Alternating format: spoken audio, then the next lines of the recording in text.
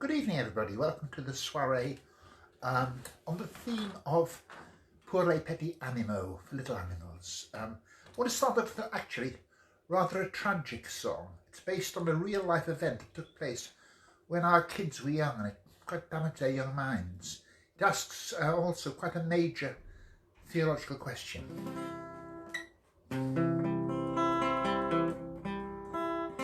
Sunset touched the sky, all creation was at rest. A gentle breeze blew cool across the hillside where we sat. So we rose and turned our steps for home, arriving there to find the gerbils had been eaten by the cat. Children said, "Oh Daddy, where are the gerbils now?" The answers I could find, they were not one but two. Physically, I fear it's clear, they're in the cat's inside. But spiritually, I wasn't sure I knew. Have souls? What happens when they die? Do they soar above to realms of love? Are they given wings to fly? Will they all be waiting for us when we reach the other shore? We've had 47, now they're all in heaven. Do we really have to have any more?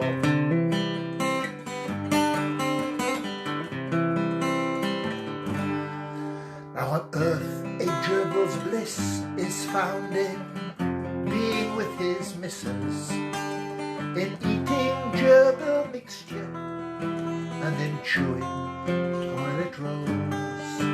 Can they really be such sinners? They deserve to be cat's dinners. I've read all my theology books and I just don't know.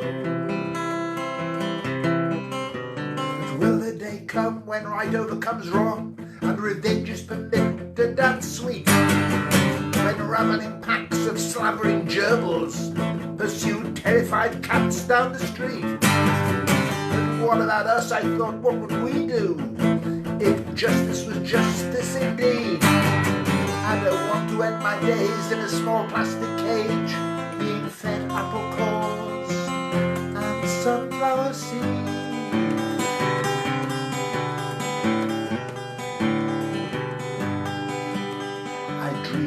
I met St. Peter standing by the pearly gates.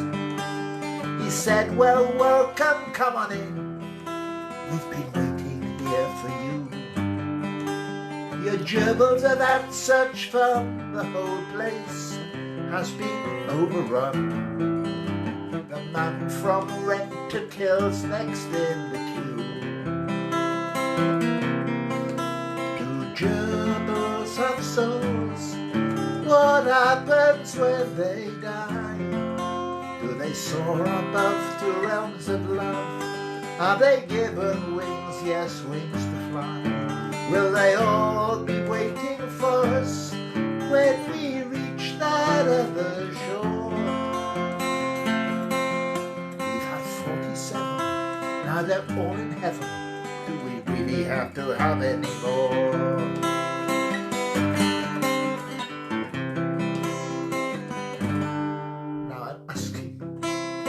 Questions, and I never get an answer, except to hear no sparrow can ever fall unseen. Is it just my fears and foibles I've projected on my joybles? May they rest in peace wherever they may be.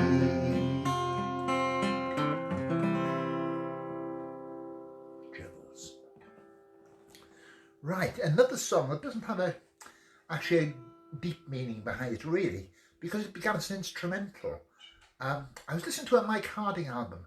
At one point, I think it was live, he played a fast bit of guitar, and he said, "Watch those piggies dance." I thought, his fingers, piggies. And I thought, a nice interesting phrase. And I wrote an instrumental, which I called Dance Piggies Dance.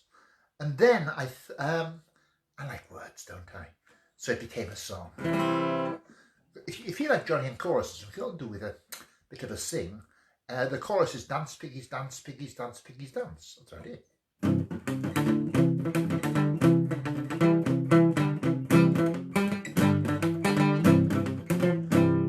Walking one evening down by the farmyard, you might say I came there by chance.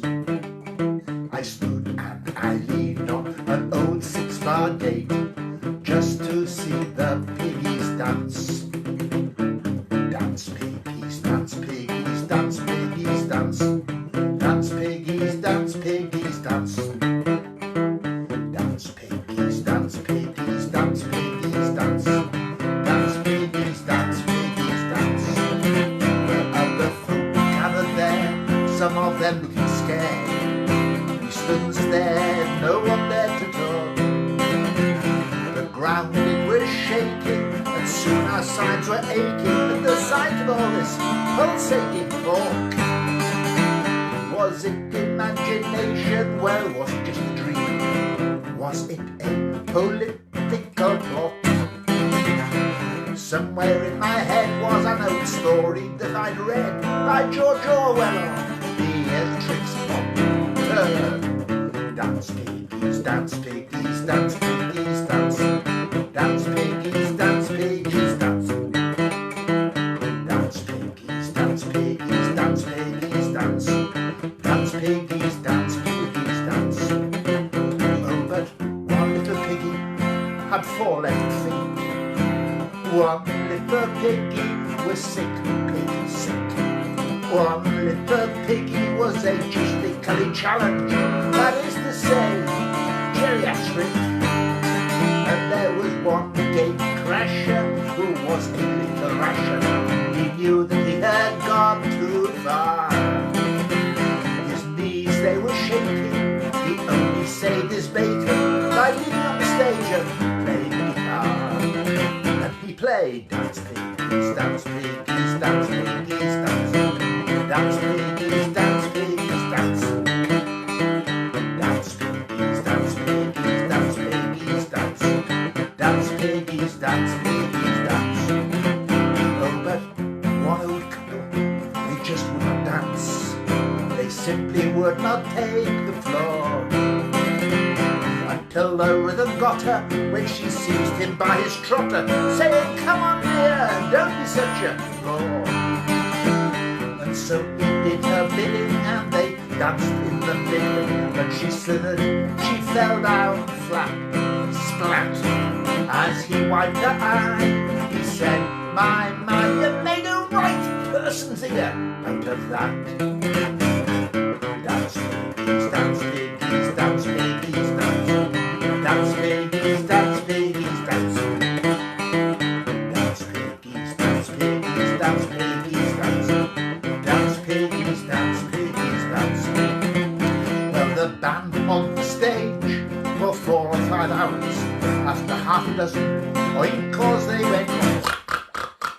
Then all the little piglets, they are eating crisps and twiglets, while the grown-ups have nosedived in the trough.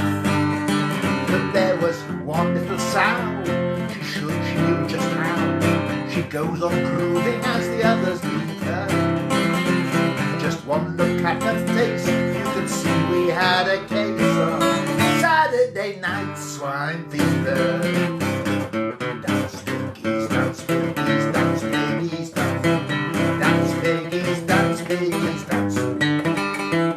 Dance piggies, dance piggies, dance piggies, dance. Dance piggies, dance piggies, dance. Oh, piggies dance.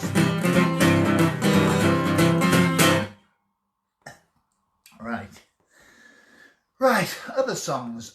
This is a song triggered off. Some of my songs are triggered off by things I hear or read. And there was an article, I think it was a New Scientist, that's not my normal reading, about prairie voles. from America. Prairie voles are unusual. They're totally monogamous. They mate for life. Other sorts of voles are apparently just the opposite.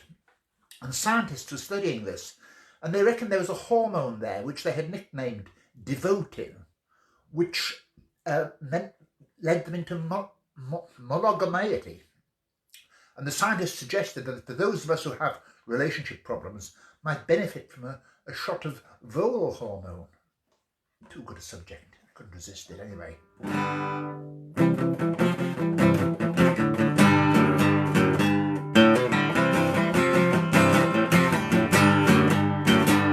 There's a little furry animal they simply call the vole, though its name is an anagram for love. Oh, and just the day it showed, voles have this strange hormone. Its discovery is a blessing from above. When a boy vole meets a girl vole, they will never ever part. They never ever make each other cry.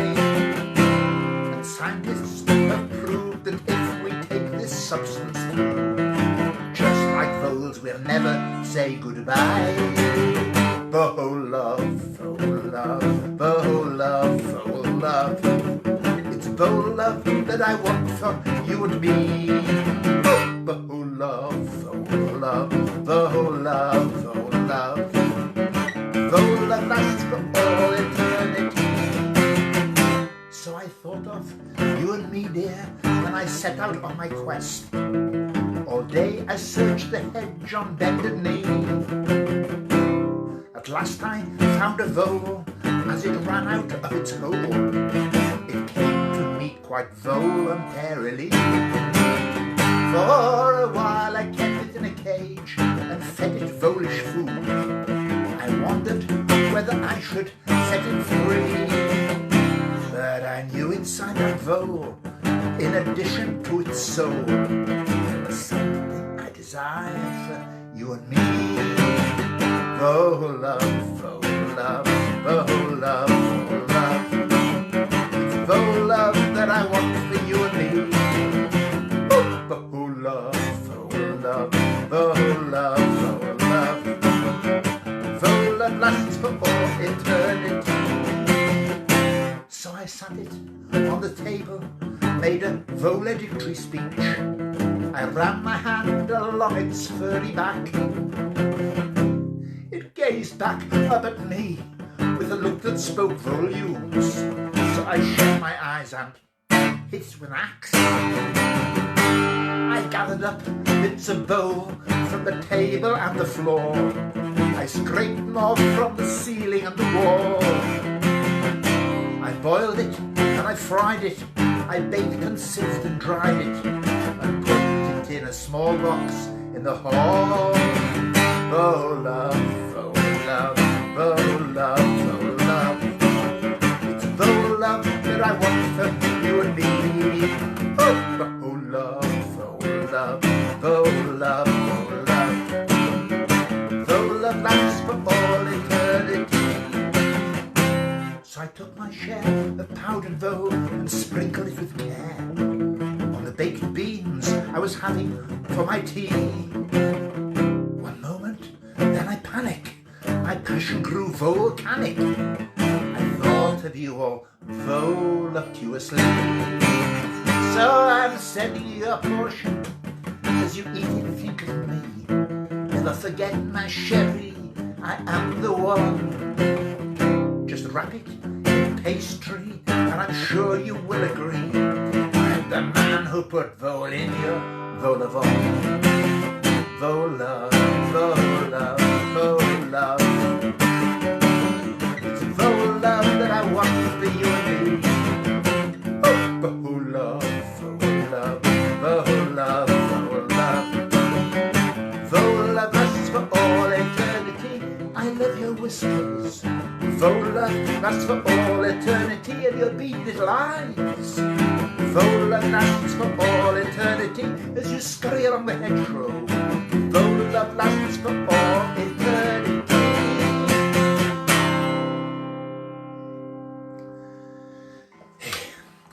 Right, another song. This is based on a visit to a museum. Quite a few years ago, we were having a holiday in Cornwall, and on Bodmin Muir by the Jamaica Inn was a museum. It was called Mr. Potter's House of Wonders. And it was all tableaus of stuffed animals, which had been stuffed by a late Victorian taxidermist, Mr. Walter Potter. Shortly afterwards, I think with people protesting against such things, it disappeared. The collection got sold, and I think it was bought up by Damien Hirst. However, so anyway, but nevertheless, I wrote a song, and I gave this its first airing in Lost Withiel Folk Club, and people all stared at me as if I was rather strange.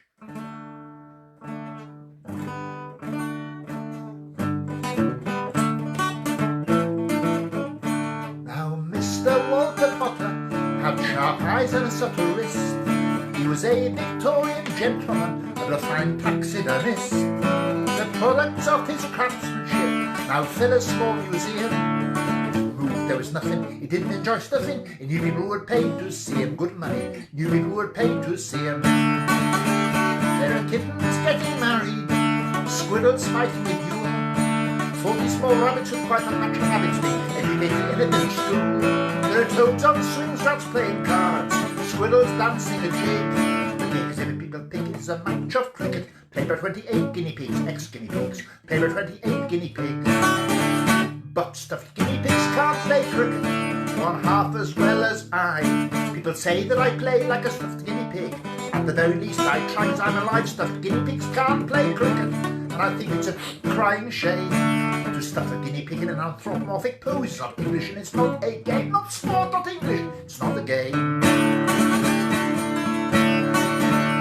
Now, guinea pigs and humans live very different lives. Guinea pigs can do many wonderful things, but they can't play cover drives. They've got short square bodies, not short square legs. They're completely the wrong shape. With their tiny little paws, stubby little claws, they can't spin and off break. Although in a way swinger can't spin and off break. 'Cause stuffed guinea pigs can't play cricket, one half as well as I. People say that I play like a stuffed guinea pig. At the very least I try, 'cause I'm alive. Stuffed guinea pigs can't play cricket. I think it's a crying shame to stuff a guinea pig in an anthropomorphic pose. It's not English and it's not a game. Not sport, not English. It's not a game. Just think if the roles had been reversed, if you might surmise. If Mr. Walter Potter had been a guinea pig and humans wound up taxidermized in your part of one of his tableaus, would you like it very much? Or be sick as a parrot if you're trying to eat a carrot, or sitting in a guinea pig hutch? You wouldn't like it, sitting in a guinea pig hutch. 'Cause stuffed guinea pigs can't play cricket, one half as well as I. But say that I play like a stuffed guinea pig, at the very least I try, 'cause I'm alive. Stuffed guinea pigs can't play cricket, and I think it's a crying shame to stuff a guinea pig in an anthropomorphic pose. Not English, it's not a game. Not sport, not English, it's not a game. From a human point of view, they look very cute. From a guinea pig, it's rather tough to have all your little insides pulled out to be replaced with stuffing. If humans have a right to dignity, then guinea pigs do too. These poor little cavies should be resting in their gravies, not exhibited to public view. It's a disgrace, not exhibited to public view. Stuffed guinea pigs. Right, let's have a look. Now, yes, here's the staring words for this one. This is, in folk clubs, I've noticed people often like hunting songs. There's quite a wealth of traditional hunting songs, but the people singing them don't approve of hunting. So they often apologise, saying, this is a hunting song. It's a great song, but I don't approve of hunting. And I thought we needed a hunting song that wasn't about, wild animals. It was about maybe hunting domestic animals, to look after them, to catch them, put them back in their cages. And at that stage, we had small children, and they had hamsters, which are a typical small children's pet. Hamsters are very, very good, almost as good as gerbils, at escaping. Though in actual fact, our hamsters survived the cats because they don't have tails, and cats chase things with long tails. Anyway, so this is, you'll recognise the tune. It's a traditional hunting song tune, but it's about hunting escaped hamsters. Now, hamsters are small rodents that come from the Near East. If you want the children's pet, a hamster is the ideal beast. Soon you'll find a drawback, to say the very least, when you are hunting down the hamsters in the morning. When we bought a pair of hamsters, we bought the very best, not knowing their precocity and that they had a gestation period of 16 days. Need I say the rest? Soon we were hunting down the hamsters in the morning. Every animal we've owned has been a veritable Houdini of the road, works about even if you are using hamster manacles or strong epoxy glue. You'll always be hunting down the hamsters in the morning. So it's yoicks, tally-ho, and away we go, round by the skirting board, underneath the sofa, into all the places only hamsters know, when we are hunting down the hamsters in the morning. In the hunting of the hamsters, we used equipment that included boxes, bowls and netting, and an ancient cricket bat. We even had to threaten that we would employ the cat when we were hunting down the hamsters in the morning. There were hamsters in the kitchen, there were hamsters in the hall, there were hamsters on the floor, there were hamsters on the wall. There were very few places with no hamsters at all when we were hunting down the hamsters in the morning. There were hamsters doing all the things hamsters tend to do, in the attic, in the cellar, in the drains, in the flue. Hamsters nibbling your ankles when you're sitting on the loo, when we were hunting down the hamsters in the morning. So raise your glasses, drink a solemn toast, to realise today our very solemn boast. To everyone with hamsters we had the most, when we were hunting down the hamsters in the morning. Right, dear. Let's have a look. Let's have a look, yeah. Right.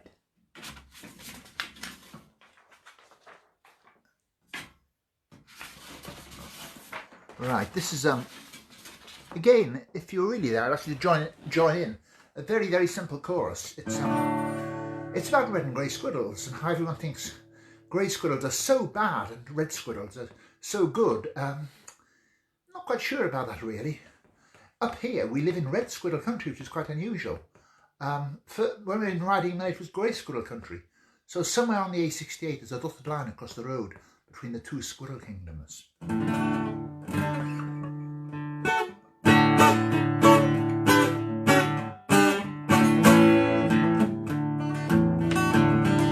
Grey squirrels are bad, red squirrels are good. If they read one you should see, please invite it home to tea. Brush his bushy little tail, it sits on your knee. Red squirrels are good. Red squirrels are good. Grey squirrels are bad. If you meet one, do not hide. With subtle words massage its pride, then lace his nuts with cyanide. Grey squirrels are bad. Here's the chorus. Red squirrel, grey squirrel, good squirrel, bad squirrel. Red squirrel, grey squirrel, good squirrel, bad squirrel. Grey squirrels are bad. Red squirrels are good. Neat and tidy up at 6. Eat marmalade and Weetabix. Appear in books by Beatrix. But the red squirrels are good. Red squirrels are good. Grey squirrels are bad. If when driving one you see, squash it instantaneously, even if it's 10 feet up a tree. Grey squirrels are bad. Red squirrel, grey squirrel, good squirrel, bad squirrel. Red squirrel, grey squirrel, good squirrel, bad squirrel. Grey squirrels are bad. Red squirrels are good. Never make their parents grieve. No state handouts they receive. Anglican, if they believe. Red squirrels are good. Red squirrels are good. Grey squirrels are bad. Only rats with furry tails. Sharpen up your fingernails. You must tear out their entrails. Grey squirrels are bad. Red squirrel, grey squirrel, good squirrel, bad squirrel. Red squirrel, grey squirrel, good squirrel, bad squirrel. Grey squirrels are bad. Red squirrels are good. Decent, upright, without fail, from their tufty ears to the tips of their tails. Their basic Englishness prevails. Red squirrels are good. Red squirrels are good. Grey squirrels are bad. Their beady eyes are filled with hate. Their manners and their accents great. They come from the United States, grey squirrels are bad. Red squirrel, grey squirrel, good squirrel, bad squirrel, red squirrel, grey squirrel, good squirrel, bad squirrel, red squirrels are good. Grey squirrels are bad. Mean and lean and full of sin. They take no tonic with their gin. That's why it's right to do the bin. Grey squirrels are bad. All right. Not quite that bad, I don't think. To finish with, another song about an animal some people think is bad, but it's, I think, has many redeeming features, and that is the rat. We personally haven't had rats in our household, but my son is a great rat fanatic. This is a song, again, it's a bit like the vole song. It's based on a scientific discovery. More recently, a few years ago, and again, it's quite similar, another article I read, that in Minnesota, no kid, it's in the song, but it is right, it was in Minnesota, neuroscientists were experimenting on a rat, and they found the rat had the capacity, which I hadn't expected, for regret. Not many animals, humans regret things, but they proved there was something in its brain that rats regret, which I thought was quite interesting. So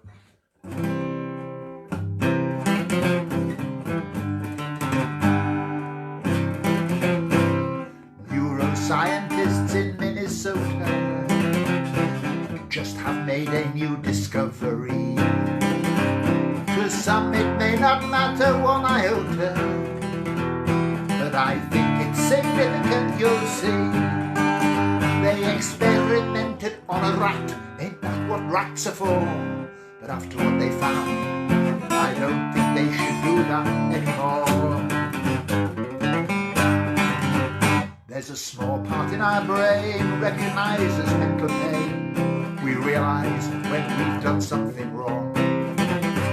What's really rather sad is what we thought just humans had it, when rats have had the same thing all along. We know that rats regret what might have been. Stricken by their consciences, they feel remorse and guilt. That's why they crawl through sewers, through filth and dark and silk. Disillusioned, despairing, desolate, burdened, broken, bleak. Their tortured souls seek utterance, it simply comes out, squeak! Which means that rats regret.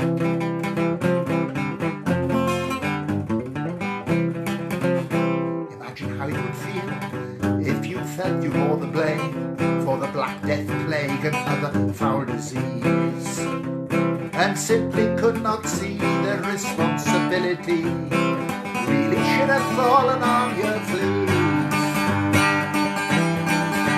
So let's rehabilitate the rat, take a different view, be sagacious and resourceful, and now remorseful too. There's beauty in his whiskers and his long pink scaly tail, in gratitude for attitude, let the truth prevail. 'Cause rats regret what might have been. Tortured by their consciences, they feel remorse and guilt. That's why they crawl through sewers in filth and dark and silk. Depressed, disillusioned, desolate, burdened, broken, bleak, their tortured souls seek utterance. It simply comes out, squeak! Which being interpreted means rats regret.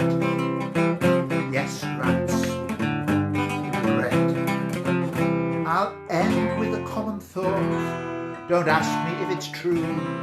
If we're all just 6 feet from a rat, maybe then the rat regrets that too.